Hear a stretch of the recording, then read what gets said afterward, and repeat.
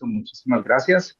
Entonces, de nuevo, buenos días. Ángela, muchas gracias por estar aquí presente, por regalarnos este tiempo y te cedo la palabra entonces para que nos cuentes lo que hoy traes para nosotros en torno al tema del hidrógeno.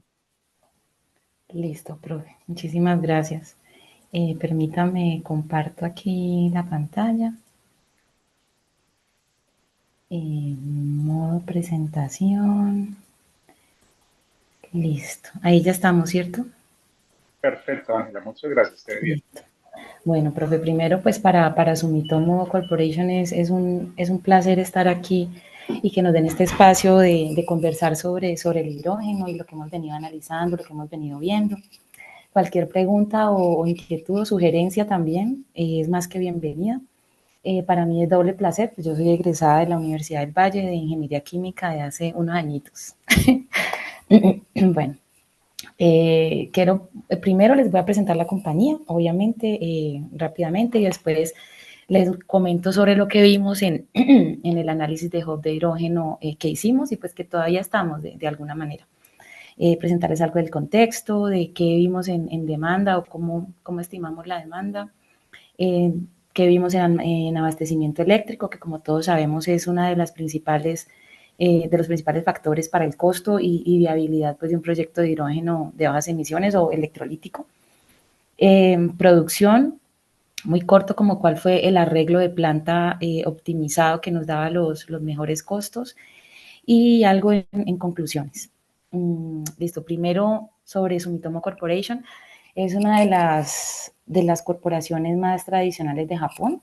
En Japón hay unas compañías, unos grupos empresariales que les llaman Sogo Soshas, que son como compañías de trading, porque fue como la misión inicial que tenían. Como saben, Japón es un país industrializado, pero que no tiene tantos recursos naturales. Entonces hubo diferentes grupos empresariales que salieron al mundo a conseguir los recursos para Japón. Inicialmente entonces el rol era muy de trading, pero también tiene el segundo rol que es de inversión. Nosotros hacemos inversiones en proyectos o en compañías. ¿Ya? Es eso, desde hace 30 años más o menos, por el nivel de ingreso, siempre estamos en esa lista que saca de Fortune Global 500 y somos 80.000 empleados, tiene oficinas en pues, casi todo el mundo y está compuesto por más o menos 900 empresas. Entonces, Sumitomo Corporation es un grupo de 900 empresas con acciones cruzadas. De todo lo que exista para invertir, ahí tenemos inversiones. Mm, Estamos divididos en 9 líneas.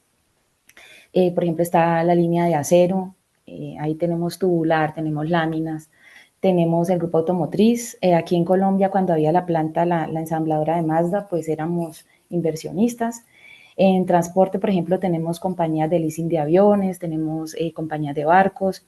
En desarrollo urbano, pues tenemos, por ejemplo, plantas de tratamiento de agua, eh, centros logísticos. En Sao Paulo somos los que hacemos el tratamiento de agua como para 20 millones de personas. Bueno, en grupo de medios y digital. En estilo de vida está como, eh, ¿cómo es que se llama? Real estate, tenemos cosméticos, líneas de químicos para cosméticos. Incluso aquí tenemos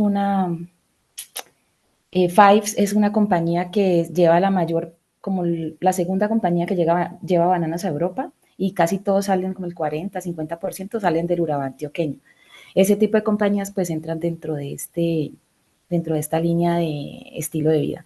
Tenemos minería, soluciones químicas, aquí ya es como químicos básicos, químicos verdes, todo pues en la parte química y una línea que se llama transformación energética.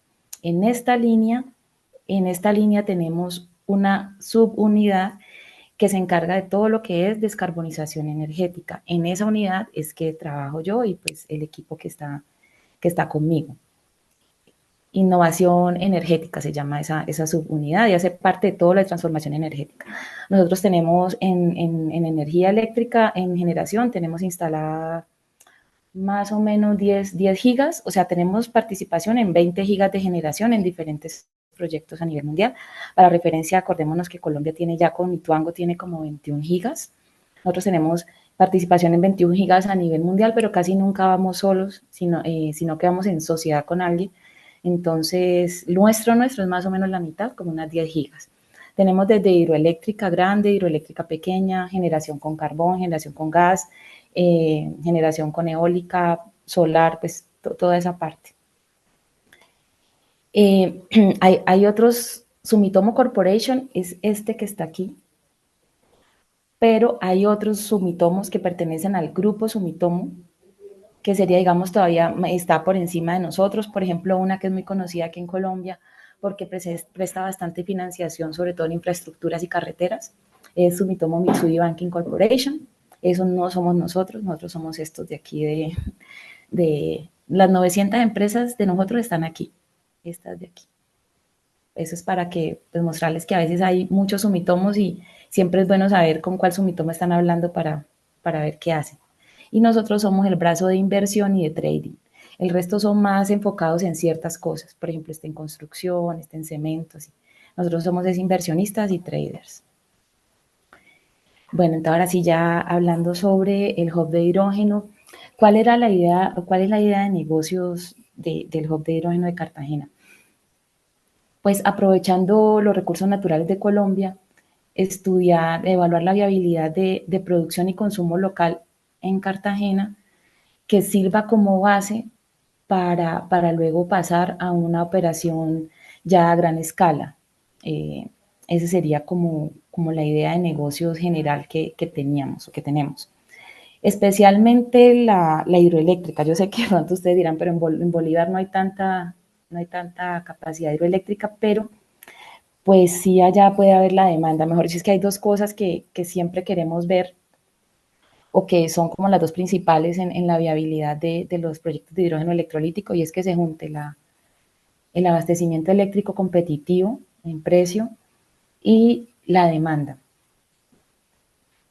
hidroeléctrica, porque Sumitomo está viendo proyectos de hidrógeno en diferentes partes del mundo y en cada país tratamos de enfocarnos en lo que puede ser la fortaleza de ese país. Por ejemplo, en Chile hace ya un par de años que se está pues estructurando un proyecto de generación de hidrógeno electrolítico también, pero allá con la parte solar. Bueno, se hizo análisis solar para energía solar en la parte del desierto y se hizo energía eólica en la parte del sur. La parte del sur pues todavía falta mucha infraestructura y aparte pues las restricciones ambientales son más complicadas que en el desierto para solar. Entonces allá estamos viendo solar. ¿Por qué? Porque el factor de planta solar en Chile, descontando Guajira, es pues mucho más alto que acá en Colombia. Puede ser un 36%, casi 40% de factor de planta para energía solar. Aquí en Colombia la fortaleza que nosotros estamos viendo desde el punto de vista eléctrico es hidroeléctrica. Pues Colombia es el sexto país con más agua, con más recurso hídrico a nivel mundial. Hay mucha pequeña central de 20, 30 megas que podría utilizarse para producción local. Y bueno, en algún momento pensamos en gran hidroeléctrica para producción de exportación. Entonces, digamos que esa es como la primera apuesta, o híbrido solar hídrico, solar hidroeléctrica. Ese es como otro arreglo que nos parece muy interesante de aquí de Colombia. Este estudio se hizo desde mayo de mayo del año pasado a febrero de este año. Y antes de hacer el estudio, estas eran las demandas que nosotros teníamos como estimadas, 2.400 toneladas por año con estos posibles usuarios, o sea, 2% de blending en las redes de gas natural de la región, incluyendo mezclar el 2% para el gas que iba para la refinería y para la planta de fertilizantes. A 2035, estos 2.400 toneladas año podrían ser 18.000, subiendo un poco el blending en las redes de gas natural de la zona y y pues que la refinería el 10% lo produjera de su necesidad de hidrógeno, la abasteciera con hidrógeno verde, hidrógeno de bajas emisiones, y lo mismo la planta de fertilizantes. Digamos, con estos tres originadores de demanda podríamos llegar a 18.000. Luego ya, pues esto era más un poco arriesgado, a 100.000 toneladas y 500.000. Básicamente aquí está la refinería porque se habían anunciado algunos objetivos de uso en su momento públicamente y al final habían anunciado 400.000. También aquí ya metíamos algo de reemplazo de diésel por hidrógeno en camiones. Esta parte, digamos, es un poco más a largo plazo porque si es para red, o sea, de uso público, pues va a necesitar un desarrollo de infraestructura mayor. Mm, ¿Por qué, por qué un enfoque de hub? ¿Por qué un enfoque de hub? Porque al ser un hub se podía llegar a estimar realmente más concretamente cuál era la demanda de hidrógeno. Discúlpenme un segundito, yo ya. ¿Cuál era la demanda de hidrógeno? Una demanda más concreta, digamos que lo que se ha hecho hasta ahora casi siempre es decir, bueno, el potencial o la demanda técnica es tal, en tal sector se puede llegar a requerir tanto y así, pero lo que queríamos era tener una demanda más concreta y también poder estimar en qué tiempos esa demanda llegaba a ser real. Entonces, esa es como una ventaja de tener un enfoque de hubs regionales. Nosotros aquí tenemos un mapa donde las bolitas más grandes son los posibles consumos de hidrógeno de ciertas regiones. Este es Bolívar, Cartagena, obviamente por la refinería. Este es Cesar, que también es interesante. Este es más que todo por el uso de diésel en minería. Entonces, el uso de hidrógeno reemplazando diésel acá podría ser. Esto es Santander, obviamente por la refinería también. Bogotá, Bogotá y Boyacá. Esto es por el transporte. Transporte, el uso de diésel igualmente acá, saben que, no me acuerdo, pero es un porcentaje muy alto del diésel que se usa en Colombia, se usa en esta región. En Antioquia y Valle era el uso industrial y residencial porque son dos departamentos con bastante cobertura de red de gas natural y una industria pues interesante. Entonces en estos dos casos era sobre todo industria acá y acá en Antioquia un poquito más el sector, bueno, el mercado regulado, digamos, conectado al gas natural. Decidimos arrancar por Cartagena, pues porque lo que se piensa, sí, todavía es que los usuarios actuales de hidrógeno tradicional o de hidrógeno de origen fósil, serían los que primero adopten hidrógeno de bajas emisiones.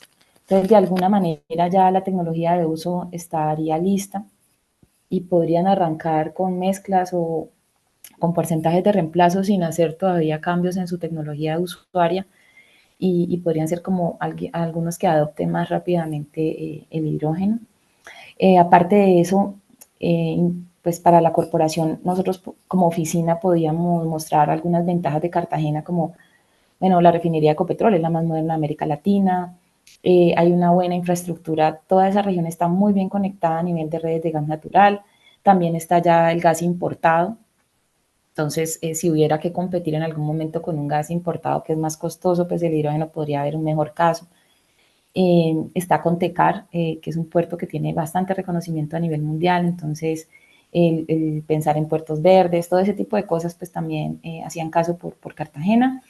Y la parte de turismo pues es como la ciudad más visitada de Colombia y pensamos que de pronto los turistas podrían tener alguna voluntad de pago de servicios de pago premium por servicios de turismo verde, como algún transporte descarbonizado o algo así. Digamos que todas eran como las justificaciones de por qué en Cartagena. Nosotros participamos entonces con esas ideas en una convocatoria del gobierno japonés, del Ministerio de Industria, Comercio y Economía. Esa convocatoria se llama Global South y son 3 categorías en las que uno puede participar. Nosotros participamos en esta categoría de fortalecer cadenas de suministro hacia Japón. ¿Por qué? Porque si bien el hub era estudio del hub de hidrógeno de Cartagena, pues también al tiempo empezamos a analizar posibilidades de producción a gran escala, al menos en la parte de investigar el suministro eléctrico posible, que más adelante sirviera para una producción a mayor escala que pudiéramos llevar a Japón. Pues nuevamente Japón siempre está muy atento a mantener su seguridad energética y conseguir nuevos puntos de suministro. Fueron 144 aplicaciones, seleccionaron 36 y de Sudamérica seleccionaron 4, una de México, creo que 2 de Brasil y aquí la nuestra del hub de Cartagena. Bueno, el proyecto fue con fondos de este ministerio japonés y de la corporación, de Sumitomo Corporation, mitad. Y pues en lo que estamos es que el gobierno japonés quiere seguir acompañando el desarrollo de este proyecto, pero pues siempre y cuando vayamos viendo en cada etapa la viabilidad y que sí es, digamos, un buen negocio.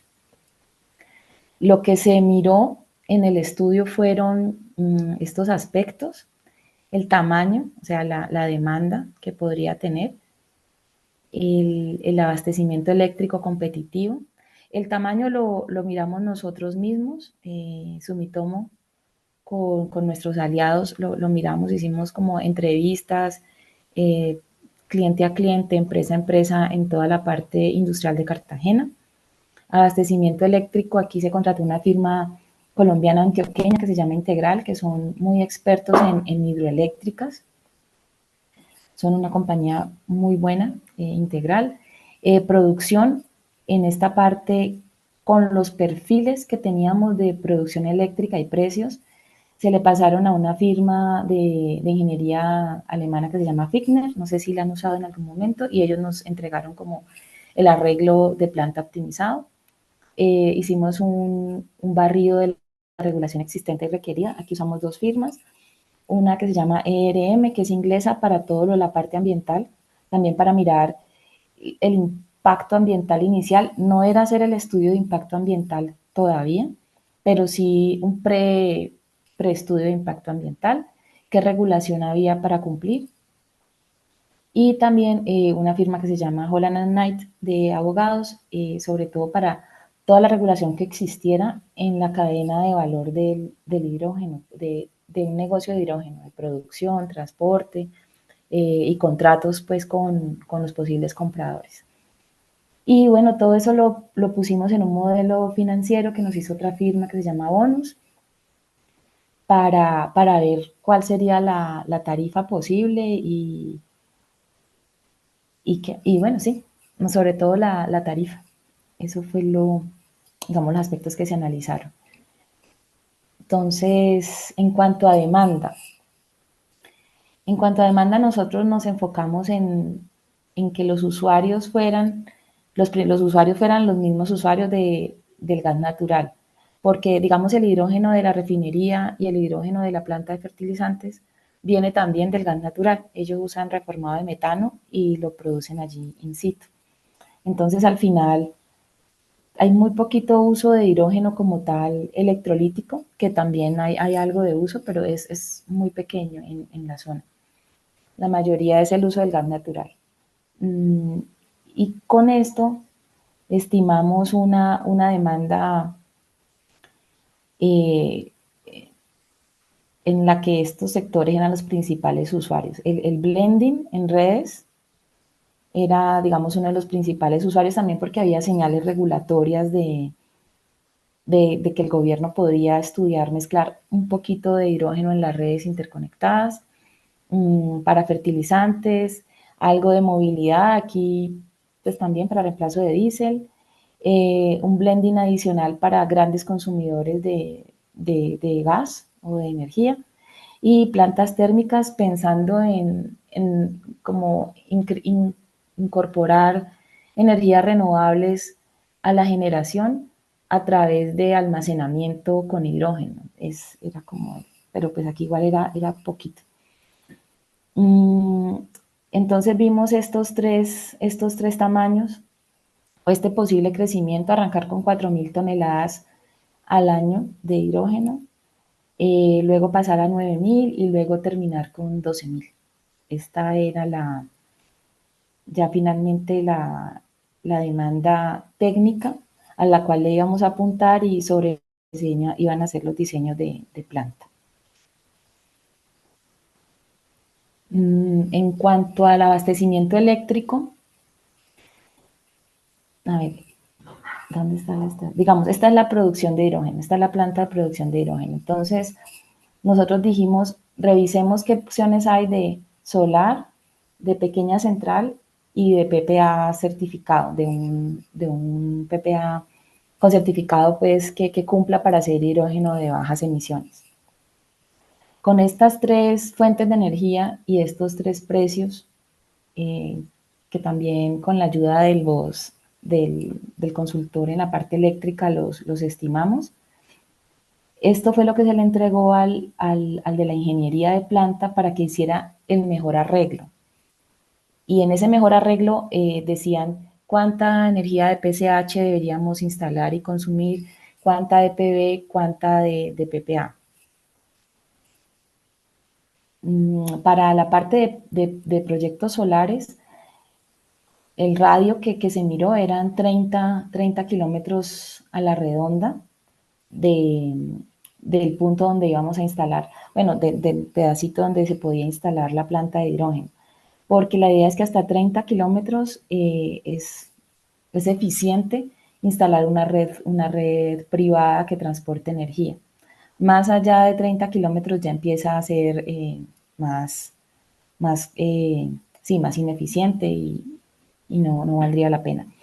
Para determinar posibles plantas de energía hidroeléctrica, porque la hidroeléctrica tiene mayor factor de planta, entonces el radio en el que puede ser eficiente traer una línea privada se amplía, ¿no? Entonces ahí ya miramos hasta 100 kilómetros a la redonda. De todas maneras, no había en la zona una pequeña central a 100 kilómetros a la redonda que podíamos usar, pero en eso sacó el gobierno el decreto de autogeneración remota, que permite que una persona, una empresa, tenga su proyecto un proyecto de generación en una zona diferente, use la red externa, el sistema interconectado nacional o bueno, la red pública para transportar esa energía y la descargue en el punto de producción, manteniendo su figura de autogeneración, porque hasta diciembre del año pasado, ¿cómo se dice? Como la principal característica de un autogenerador es que esté directamente conectado su activo de generación a su planta. Entonces lo que cambia este decreto es que pues abre la opción de que yo pueda tener mi activo de generación en otra parte, usar la red pública y descargar mi energía en otro lugar.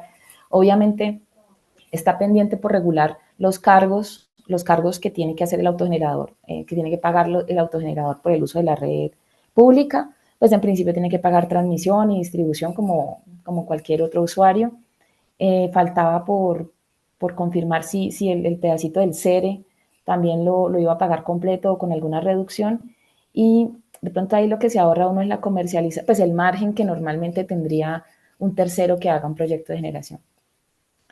Y bueno, y un PPA certificado que realmente este precio de $117 por megawatt, aquí está incluyendo ya el uso de la red y todo, pero ahora vemos que pudimos ser muy optimistas porque esto está bastante alto en este momento. Un PPA no se consigue por menos de, o sea, ya metiendo los otros cargos, están por los lados de 127, casi que $130 por megawatt hora.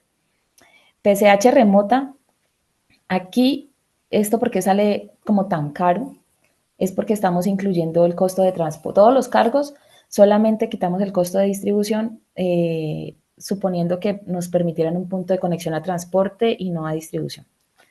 Y este costo de energía solar de $68 por megawatt es un costo ahí está incluida la línea de transmisión y el mantenimiento de la línea de transmisión, la parte del transformador, la subestación y bueno, por eso este precio. Al final, bueno, miramos diferentes escenarios. Esto ya es la parte de optimización del arreglo de planta como tal.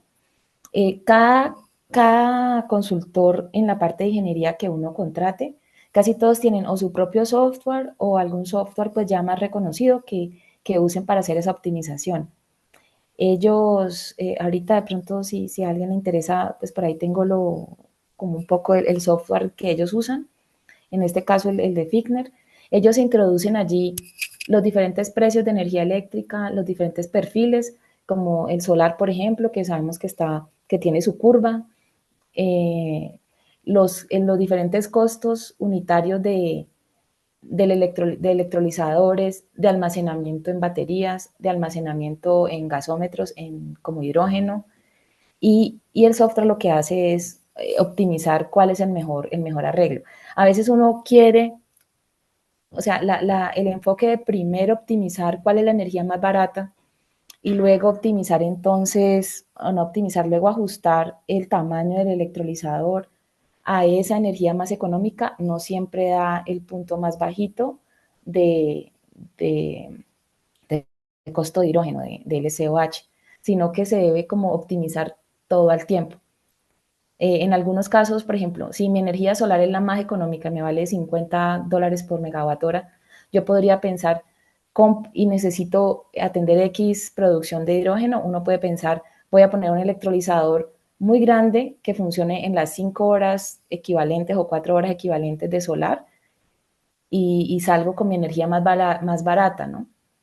El otro extremo es, voy a poner el electrolizador más chiquito que pueda para que opere 24/7 y uso la energía combinada que pueda, ya la solar o la de red o la que tenga en ese momento. Entonces la optimización es como eso, ajustar el tamaño de los equipos a los precios de energía, pero también teniendo en cuenta que yo puedo tener almacenamiento de energía o almacenamiento de hidrógeno como gas. El que nos dio mejor era una combinación de las tres fuentes de electricidad. Era una hidroeléctrica de 36 megawatts ya efectivos. De pronto, entonces, si uno piensa en una pequeña central de 45 megas más o menos, de todas maneras es grandecita, pero pues de estas hay varias en el país, varias identificadas pues como potencial para desarrollar. 230 megawatts de solar. Mm, mm, También en los escenarios se varió la demanda porque uno podría pensar, bueno, y si yo por lo menos le voy a entregar a una refinería que puede recibirme todo el hidrógeno de bajas emisiones en el momento en el que me quede más barato producirlo, diferente cuando es un equipo, por ejemplo, una turbina o una caldera que debe tener una mezcla estable, entonces digamos si ajustamos la combustión para el 5%, entonces debe mantenerse en 5%. No es como que yo le pueda entregar a mediodía que tengo más solar, tenga más hidrógeno y aumente su mezcla al 20 o algo así, ¿no? En cambio, los que usan hidrógeno ya directamente como materia prima, de pronto sí podrían tener esa flexibilidad. Eso también se puso como una de las sensibilidades. Mm, y bueno, al final el escenario que nos dio más, pues más, ¿cómo se dice? Más barato es este. Ahí pues el factor de escala o la escala del proyecto de las 4.000, 9.000 a 12.000, pues arrancaríamos con un precio de 6.6. Esto no es un precio, perdón, esto es un costo nivelado de hidrógeno. Esto es un 6.6 por kilo, luego 6.5 y 5.8 es lo que más nos daba económico. Aquí algo que me pareció interesante y es que, por ejemplo, para las primeras 4.000 toneladas de hidrógeno, digamos el proyecto más cercano, casi que toda la energía, ahí era toda desde la hidroeléctrica, ahí no había sino como 5 megas de solar. Y este es el comportamiento, el perfil de la utilización del electrolizador. Esto aquí son 6 días de mantenimiento anuales que se pusieron juntos en el mismo momento, que pues, porque había que ponerlos para poder tener los datos de generación y eso, pero no es, digamos, necesariamente aquí ni necesariamente 6 días. Pero este es el perfil, obviamente de producción muy constante. Esto en principio permitiría que uno utilice una tecnología alcalina, un electrolizador alcalino, pero cuando ya tenía, esto era un solo electrolizador, ya a 2040, cuando estábamos pensando en las 12.000 toneladas al año, ya tenemos 3 electrolizadores y el comportamiento de cada uno de ellos es más o menos este que se ve aquí. Este tipo de comportamiento, sobre todo este del tercer electrolizador, ya dificultaría pensar en una tecnología alcalina y muy probablemente Y digamos que por eso se hizo el CAPEX y las estimaciones se hicieron con tecnología PEM. Sin embargo, de pronto allí puede haber alguna oportunidad de bajar costo. En este momento los alcalinos están costando mucho menos que los PEM y también hay más historia de uso de alcalinos. Hay algunas firmas que están desarrollando alcalinos que puedan seguir mejor este tipo de comportamientos. Entonces, bueno, ya ahí era algo que nos parece interesante para ver.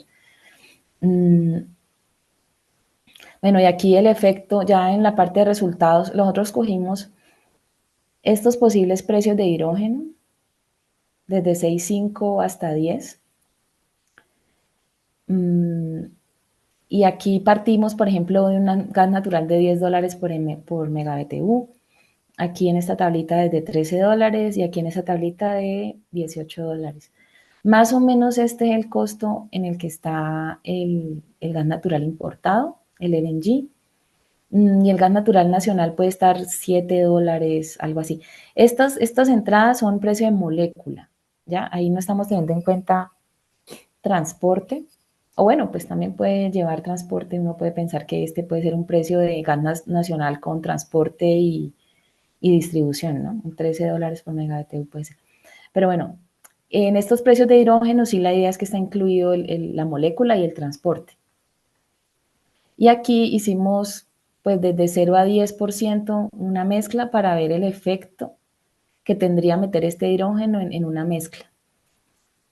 Entre más bajito el precio del gas natural, obviamente pues mayor es el efecto.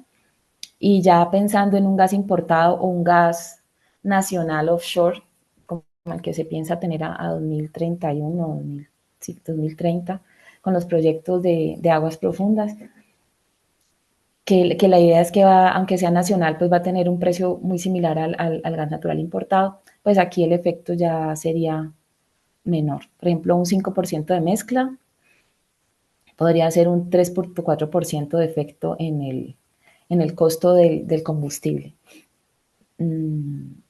Bueno, algunas conclusiones, como les decía, nosotros de todas maneras seguimos analizando porque hay muchas regulaciones que todavía faltan y que nos servirían mucho para poder viabilizar este hub o cualquier otro hub regional, porque pues la idea es que esto se pueda replicar en otros departamentos. Por ejemplo, el Valle del Cauca puede que sí haya una pequeña central hidroeléctrica más cercana, pensar uno en el puerto de Buenaventura, para exportar, ahí queda una ruta más directa, pues más adelante queda una ruta más directa a Asia, pues en el caso nuestro, que es como el mercado natural que quisiéramos revisar.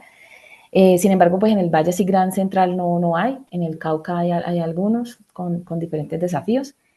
Bueno, el estudio confirmó que tenemos la disponibilidad de recursos de agua dulce, en Cartagena, a pesar de que hay ciertas zonas del Caribe que tienen estrés hídrico, la verdad es que en Cartagena y por la parte del canal del dique y todo esto, hay suficiente agua dulce para un hub de hidrógeno de hasta unas 20,000 toneladas, sin que eso afecte, digamos, como mucho la demanda, incluso con lo que ya tiene instalado Aguas de Cartagena y con algunos planes de expansión de tanques, habría suficiente, porque el consumo no es tanto, digamos, en la parte residencial y en los nuevos conjuntos que se están, conjuntos de, ¿cómo se llama? Como turismo y eso que están, los desarrollos urbanos que están teniendo van a consumir muchísima más agua que lo que podría consumir este hub, hasta 20,000 toneladas. El lado de demanda, bueno, después de que ya tuvimos, perdón, perdón. Con esto nosotros volvimos a ir a entrevistar cliente a cliente de los grandes usuarios y realmente el apetito por pagar, así sea un 1 o 2% más, es muy bajo. Eh, las empresas necesitan ser pues competitivas y, y no hay tanta demanda de realmente del usuario final por productos descarbonizados como uno pensaría. De pronto sí hay alguna demanda más pequeña, pero no necesariamente en el tipo de industria que estábamos viendo. Entonces lo que vemos es que si bien la parte técnica está toda lista, no hay realmente una demanda clara. También es muy importante para algo ya un poco mayor, y yo creo que esto pues lo sabemos todos, es la parte del sector eléctrico. Las redes de Colombia necesitan poder transportar energía y permitir el ingreso de las energías renovables, o sea, modernizar la infraestructura, es que es más o menos lo que dice acá, modernizar la infraestructura de transmisión eléctrica para poder desarrollar ese, y también incluso solo para la electrificación que se quiere del país como forma, como uno de los pasos para descarbonizar sin pensar en hidrógeno, pues es muy importante modernizar la infraestructura de transmisión eléctrica. Eh, También el hidrógeno puede entrar a prestar servicios a la red eléctrica, así como las baterías de, de balance, de entregar más reactivos si es del caso, o más, bueno, sí, de balance puede ser una de las aplicaciones. Está el reto de optimizar más el costo del hidrógeno verde. Mm, pero bueno, nosotros vemos que si al menos hubiera alguna mezcla en pequeñas proporciones para poder que se estimule el mercado y al menos arranquemos. Esa sería como una de las posibilidades. Bueno, esto ya más o menos lo hemos visto. Y pues este fue el LCOH que nos dio antes de aplicar. O sea, aquí lo que hicimos con esto, ahí no está aplicado ni el IVA ni tampoco lo de aranceles, pero ahí no está aplicado el, el beneficio de renta del 50% del CAPEX, se puede descontar de la renta, ni está aplicado lo de la depreciación acelerada, los cuatro beneficios que tiene la ley 2099, que es la ampliación de la 1715. ¿Qué vimos? Ya en el modelo financiero, pues igual eso también no tiene margen, ¿no? Esto ahí es solo un costo de producción.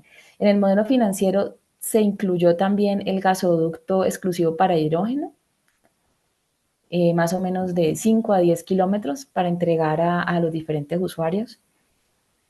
Se puso el margen y se tuvieron en cuenta los beneficios tributarios. Allí ya más o menos nos daba por los lados de 7,585. Con los beneficios tributarios hay un límite, y es que desde el 2023 hubo una reforma tributaria que, que pone un límite de 15% como renta mínima. Entonces las empresas, digamos que este tipo de proyectos normalmente van a ser como empresa A se junta con empresa B y forman la empresa C para desarrollar el proyecto. Esa empresa C, su renta va a ser inicialmente ninguna, porque ahí todavía van a estar en cero o en menos, en números negativos. Entonces, se pierde mucho la oportunidad de usar el beneficio tributario porque no hay de dónde, primero no hay de dónde usarlo en los primeros años. Toca diluirlo a lo largo de 15, 16 años del proyecto, porque antes no se tiene renta. Y segundo, ese límite que está en la nueva reforma que toca cumplir de 15% menos de renta, lo mismo, evita que aunque haya suficiente renta, se pueda usar todo el beneficio en los primeros años. Entonces el efecto al final en el precio del hidrógeno y en la tarifa, por lo tanto, pues está como menor. Igual para empresas como nosotros que somos empresas extranjeras, digamos que la tributación aquí en Colombia es muy baja, entonces tampoco, ahí hay formas, pero pues de, de poder aprovechar mejor esos recursos, esos beneficios tributarios. Hay, digamos, un reto allí para las empresas o que no tienen suficiente renta o que no tienen suficiente renta aquí en Colombia.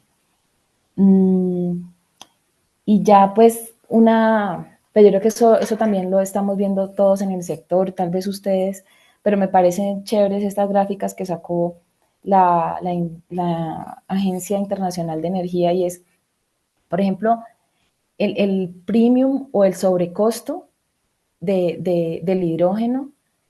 Pensemos en Europa, puede ser el ciento y pico por ciento versus el hidrógeno tradicional, ¿cierto? Pero si ya no hablamos de hidrógeno, sino de amoníaco, ese sobrecosto de amoníaco de bajas emisiones versus amoníaco tradicional ya baja, por ejemplo, a 80%.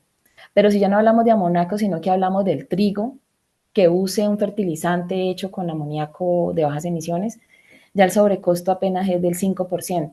Y si ya no hablamos del trigo, sino que hablamos de la pasta, el sobrecosto es del 0,4%. Obviamente, entre más larga sea la cadena de valor en la que se analice el efecto del hidrógeno de bajas emisiones, pues va a irse diluyendo.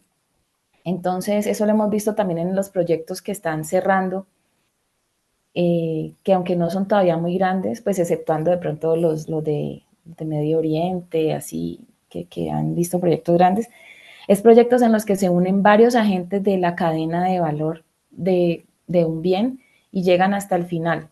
Hay uno muy interesante en Uruguay y es una empresa papelera que su operador logístico, el que le lleva los troncos, digamos, de los árboles para hacer papel, le ofrece el 10% de la carga suya se la puede descarbonizar y le va a costar 10% más.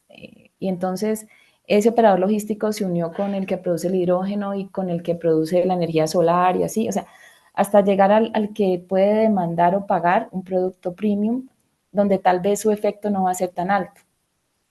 Pero si queremos como comparar de entrada de hidrógeno de bajas emisiones con gas natural o hidrógeno de bajas emisiones con hidrógeno tradicional o de altas emisiones, pues realmente los costos sí son muy elevados, la diferencia. Bueno, acá, por ejemplo, está el precio del tiquete aéreo, el efecto de usar un queroseno sintético en el tiquete aéreo y aquí el efecto de producir lo que le llaman aceros verdes versus el precio del vehículo eléctrico como tal. Aquí, por ejemplo, usar acero verde en un vehículo eléctrico solo le sube el costo un 1%. Y pues nada, muchísimas gracias y pues ya, entonces a continuación quedo atenta a cualquier comentario. Gracias.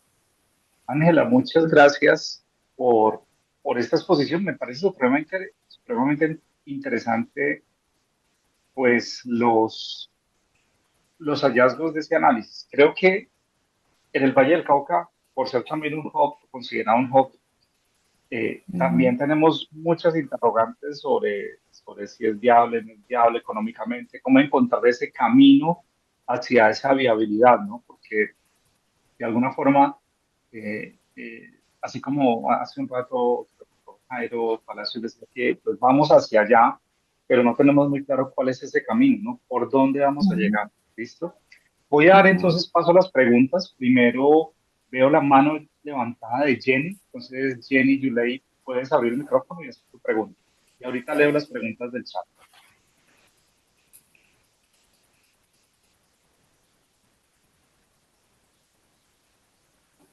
Jenny, Hola, ¿me escuchan?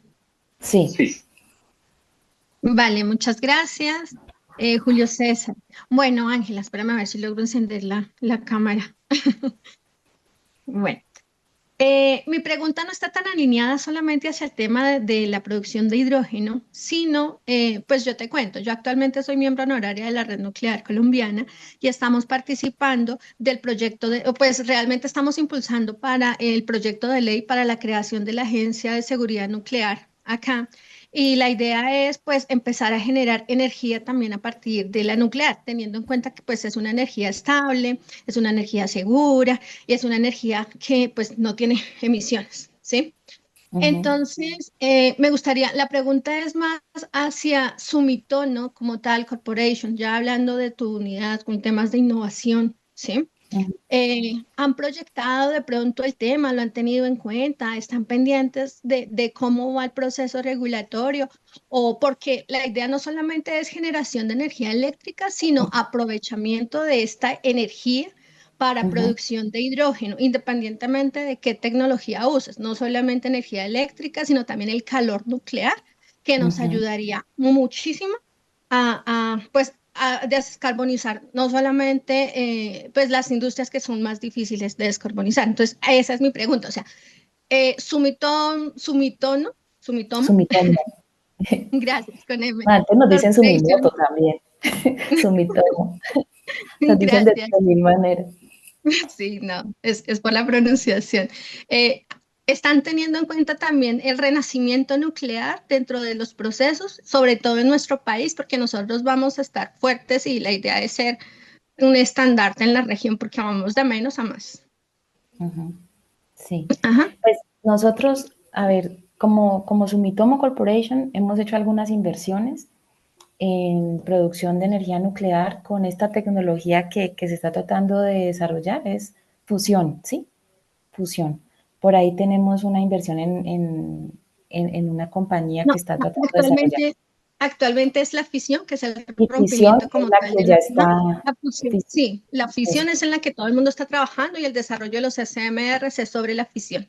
eso. Y nosotros tenemos inversiones en la otra, en fusión. Ahí hemos hecho algunas inversiones. Inicialmente, como todavía se demora tanto en desarrollarse, tratamos de conseguir algún ingreso es de tecnología que se desarrolla para eso. Por ejemplo, si se desarrolla alguna parte específica, entonces tratar de comercializar esa parte o ese dispositivo mientras llega el momento en el que bueno, se logre pues desarrollar esto. En fisión, pues ya tenemos algunas inversiones, sobre todo en Japón, pues a través de inversión en compañías eléctricas. Allí es nuestra actividad en fisión.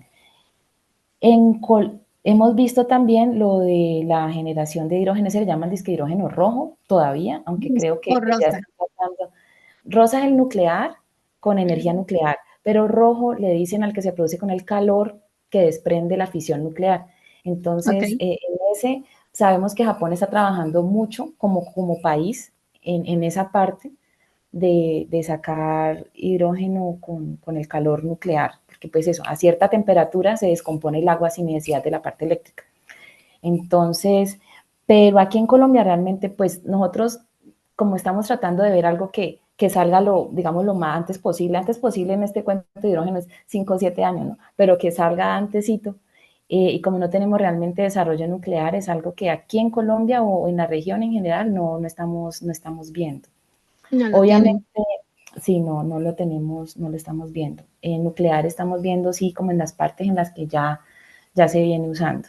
Pero nosotros sí hacemos seguimiento a todo lo de regulación, a todo, porque como somos una compañía de inversión, estamos atentos a ver en qué se puede invertir que pueda llegar a ser una buena inversión. Entonces siempre estamos atentos a la regulación y eso. Pero nuclear no la estamos viendo realmente mucho aquí todavía. Aquí en Colombia. Sí, la idea es importar el conocimiento y pues Japón, que tiene bastante, traer el Ujú. tema hacia acá. Vale, Ángela, muchísimas gracias. A usted, muchas gracias, Jenny. Gracias, Jenny, por tu pregunta. Voy a pasarle las preguntas del chat. Dice James, bastante alto el costo de la electricidad por megavatio. ¿Han identificado estrategias que ayuden a disminuir ese precio? Porque a nivel mundial está entre 23 a 40 megavatios. A $40 por megawatt, sí. Sí, de hecho, pues es una de las cosas en las que nos tendríamos que enfocar. Eh, por ejemplo, ubicarse cerca de la hidroeléctrica es una alternativa, así nos vamos a ahorrar por ahí $30 de costos de transporte y de uso de redes externas, ¿no? Ahí tendríamos un costo mucho más económico de la energía eléctrica.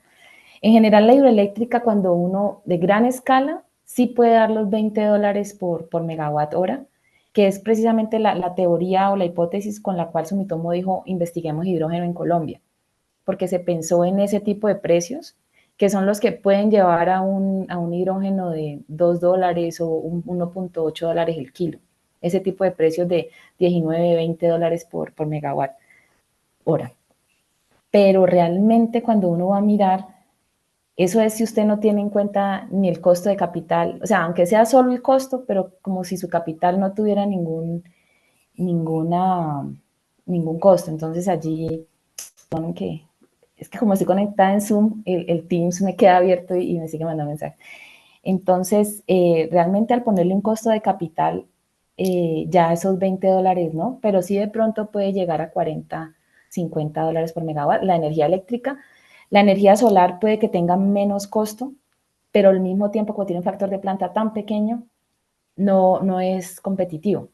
Y si uno la manda a la red y luego la coge, pues le van a cobrar otra vez transmisión, distribución y vuelve y ya no es 20 ni $30 por megawatt.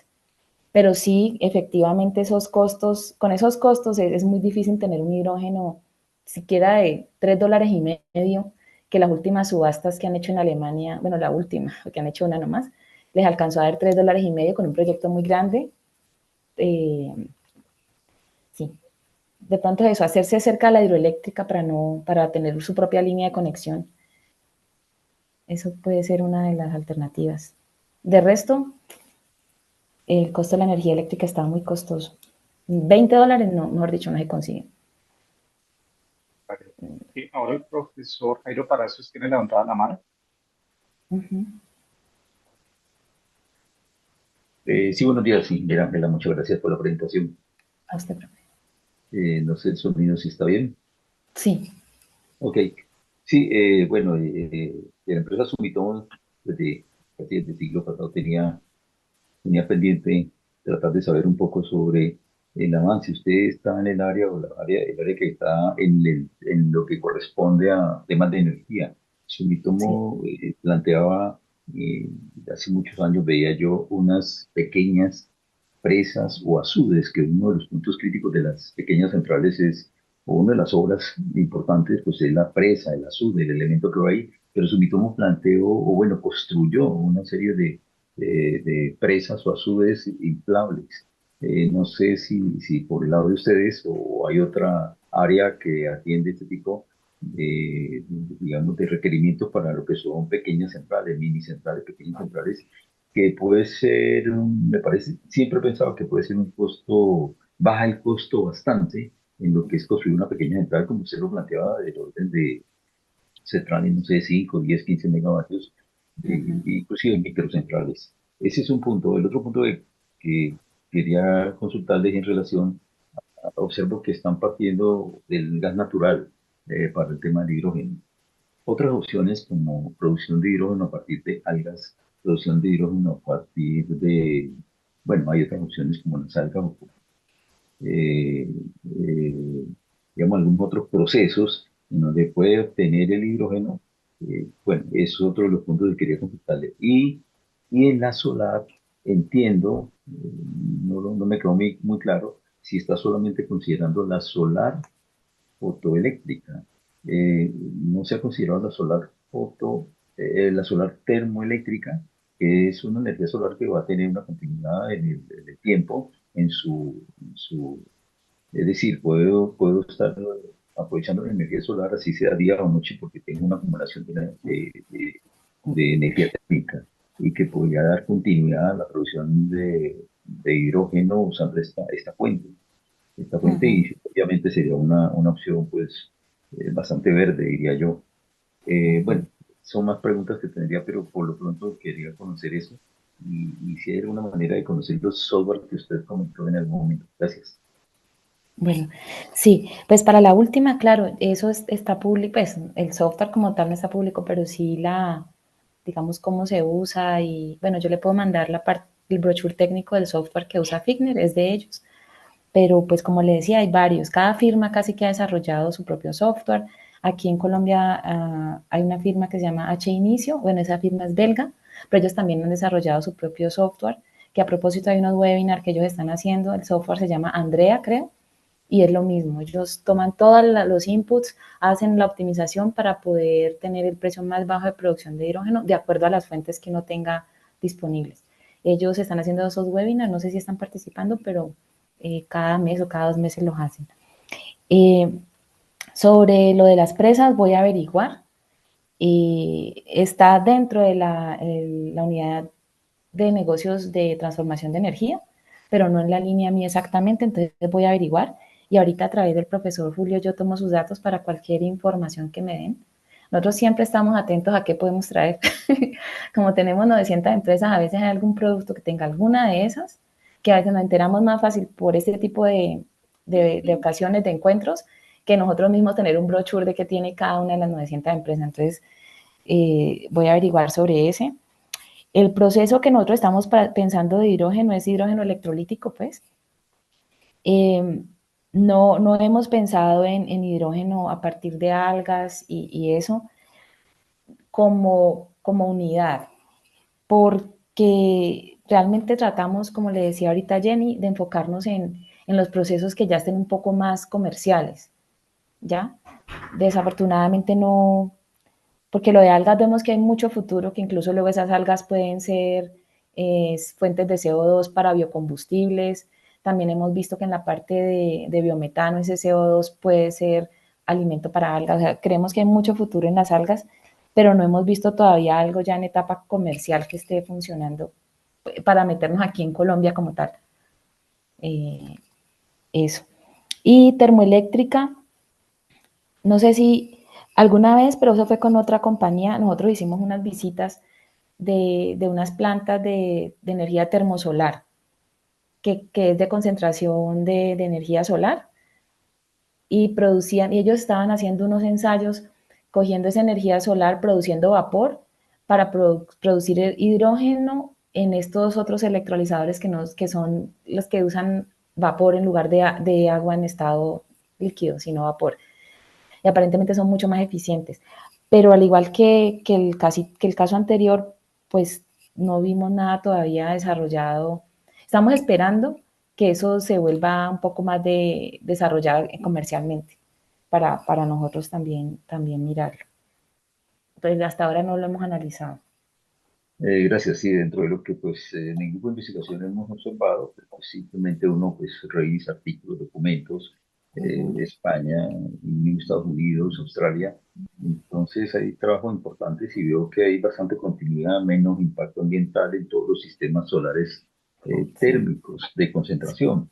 Algunos proyectos que hicimos, tesis valorando qué pasa en el Valle Geográfico Río Cauca, Valle Geográfico Magdalena, Costa Caribe, y hay un potencial importantísimo de energía solar que pudiera por concentración servir para estos casos, ¿no? Esta es una de las posibilidades que veo, pero pues siempre está pues pendiente de que está en desarrollo, digamos, este tipo. Ujú, España lo tiene, la empresa Abengoa, por ejemplo, española, tiene proyectos y tiene sentido, y proyectos de megavatio en ese sentido. ujú, Y una parte que también creo que es un punto que ojalá pudieran ir revisando, me parece que hay un potencial muy, muy grande en todo lo que es el sector porcícola, del biogás que se obtiene ahí, y a partir de ese biogás llegar al hidrógeno, me parece bueno, usted del lado de la química podrá entenderlo mejor, el proceso que puede lograr a partir de eso tiene pues metano fundamentalmente y sulfídrico, y vendría pues ujú, el proceso de obtener el hidrógeno a partir de ahí, pero hoy están, yo diría que la mayor parte de las granjas porcícolas, por no decir todas las que visitamos, están quemando el biogás, simplemente por ujú, problemas ambientales, corporaciones, etcétera, ¿no? Pero ujú. realmente ahí hay una fuente importante a lo largo del país, a lo largo y ancho del país. Muchas gracias Sí, y gracias por la no, presentación. a usted, profe. Vale. Voy a leer unas últimas dos preguntas. Dice Javier Villota, teniendo en cuenta todos los desafíos existentes de oferta y demanda, ¿cuál es entonces el hub de hidrógeno con mejor proyección actual en Colombia? Mm.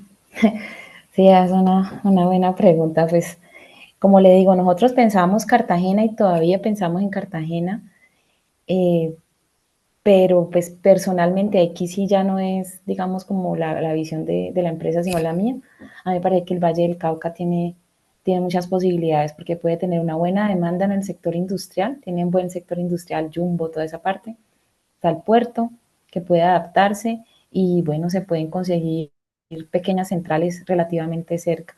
Si en algún momento se desarrolla la gran hidroeléctrica que hay en el Cauca, pues el Valle del Cauca y Buenaventura está relativamente cerca, si uno lo piensa en líneas, ¿no? En líneas de transmisión. Por ejemplo, toda esa parte, es que estamos hablando pues de algo que todavía es un poco lejano, pero el Cauca tiene muchos grandes proyectos de hidroelectricidad que se podrían dedicar una partecita a producir hidrógeno y el Valle del Cauca podría ser el punto de producción y de exportación. Pero cada hub tiene su ventaja. Por ejemplo, si vamos aquí a Bogotá, aquí en Bogotá están las fábricas de las acerías. Está Yerdao, está Acerías Paz del Río. Si ellos arrancaran a tener alguna demanda, aquí también en el sector hay pequeñas centrales hidroeléctricas alrededor y habría una demanda. Yo creo que eso va a estar dictado más por quien arranca en demanda porque gracias a Dios Colombia pues tiene muchos recursos, cada región tiene sus recursos especiales. Pensando en hidroeléctrica, sí pensaría que el Valle o aquí incluso la zona de Bogotá y Antioquia, tal vez Antioquia también, en la parte de fertilizantes y de hidroeléctrica. Vale. O sea, al Y final pues, todas tienen sus potencialidades y todas sus tienen sus oportunidades potencialidades. y sus retos también. Sí. Y voy a leer una pregunta de Miguel Sabas. Él Uh-huh. dice, muchas gracias por la presentación. Tengo una inquietud. Los posibles esquemas de certificación de hidrógeno verde hablan de Uh-huh. algunos atributos como la adicionalidad, la correlación geográfica y tempo. Mencionaste que el abastecimiento eléctrico podría venir de diferentes fuentes. Mi pregunta Uh-huh. es, dentro del proyecto, ¿cómo monitorean ese abastecimiento en los casos en que la energía se toma de la red y no hay una conexión directa con una fuente de generación específica? Uh-huh. ¿Y lo Sí. respaldan con algún certificado de energía renovable? ¿Cómo se ha pensado ese Uh-huh. monitoreo de administración? Sí, eso se requiere, hay que monitorearlo. De hecho, las compañías como SAP y otras compañías que son como encargadas de, o que trabajan mucho en ese manejo de grandes volúmenes de datos y todo, no sé cómo se llama ese sector exactamente, pero toda esa parte de datos están desarrollando aplicaciones para justamente las producciones de hidrógeno y poder monitorear hora a hora, por ejemplo, para poder cumplir con lo que requieran los esquemas de certificación, especialmente en Europa, pues que ellos piden eso, adicionalidad, que al mismo tiempo se esté generando. Aquí les voy a mostrar por encimita el archivo de Excel, por ejemplo, que entrega el de la ingeniería. Esto para la parte antes de hacer el proyecto, donde uno apenas tiene que entregar los cálculos, ¿no? Y la base de datos. Luego hay que tener el sistema de monitoreo y yo sé que SAP está trabajando mucho en eso. Por ejemplo, aquí ellos entregan, aquí está las horas, esto es un año de operación, los 12 meses y un año de operación. Y aquí va mostrando hora a hora de dónde viene la generación solar, la generación hídrica, cuánto es el curtailment, pues como en otros países uno no puede entregar a la red, sino que tiene que entonces bajar a la generación renovable. Si algo se tuvo que bajar, lo que va para los sistemas de almacenamiento. Eh, y luego aquí está cuánto va para cada uno de los, voy a ver si en esta está, sí, cuánto va de esa energía para cada uno, cuánto va de solar para el electrolizador 1, cuánto va de solar para el electrolizador 2, de la hídrica para tal cosa, cuánto va para las baterías, y ese monitoreo tiene que ser hora a hora. Entonces, sí, eso tiene que monitorearse y tiene que incluir pues en los costos y en lo que uno tiene que tener claro. Vale, Ángela, muchísimas gracias por tu presentación. Eh, Insisto en que fue bastante interesante tener como no sé si decirlo así, como este año de realidad respecto a las expectativas que hay en los HOTS, pero también como estos retos que se encuentran ya desde un estudio más exhaustivo, ¿sí? Y creo que es una fuente de información muy valiosa para los otros HOTS, ¿sí? Pues también entendiendo Valle del Cauca y Antioquia, que también están enfrentando esos retos, donde también los actores están articulando y están tratando de mirar cuál es ese camino hacia tener o aprovechar el mercado libre. Entonces, Ángela, muchas Ujú. gracias. Muchas gracias a todos los asistentes y bueno, quedamos pendientes para el próximo miércoles.